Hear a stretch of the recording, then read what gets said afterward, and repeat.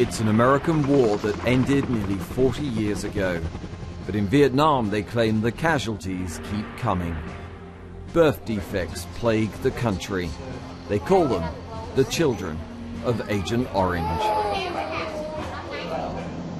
America sprayed the defoliant chemical over vast areas to create hunger, destroy crops, and the jungle their communist enemy used for cover. An old war that's now drawing new recruits in SW10. We have a big project in Da Nang in central Vietnam, which has got the highest incidence of congenital deformity in the world, and that's thought to be as a result of Agent Orange used during the Vietnam War.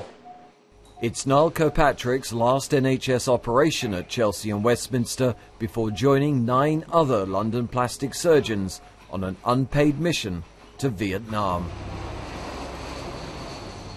They land at Da Nang Airport, where America once loaded Agent Orange onto aircraft.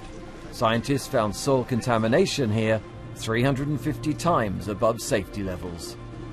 He can't speak properly, he can't eat properly, and he can't see. In the early 70s, America's own agriculture department reported that dioxin used in Agent Orange produced a significant potential to increase birth defects. But by then, they'd been spraying it across Vietnam for years.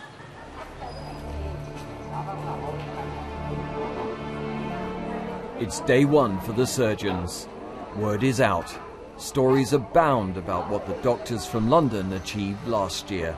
The Facing the World team have 2 weeks to help normalise these little faces, some too disfigured to show.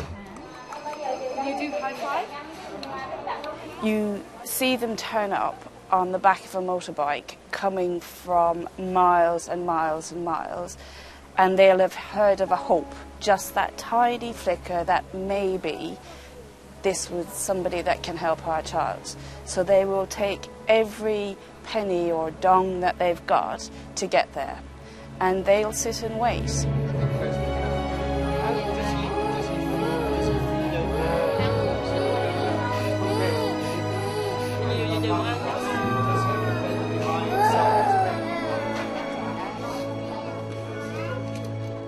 We've met little children on the doorstep of the A&E department. They got there, they heard we were there and waited.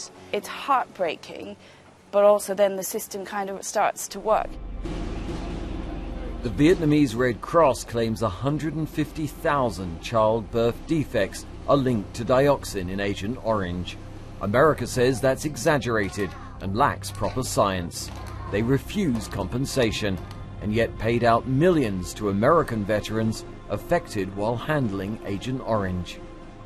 If we had the same amount of congenital deformity in the UK, then it would simply bankrupt our UK NHS. Vietnam is going to struggle with this problem for a number of years because the dioxin is genotoxic, and therefore once it enters the population's gene pool, then it's passed on through the generations, and it takes a long time before that stops.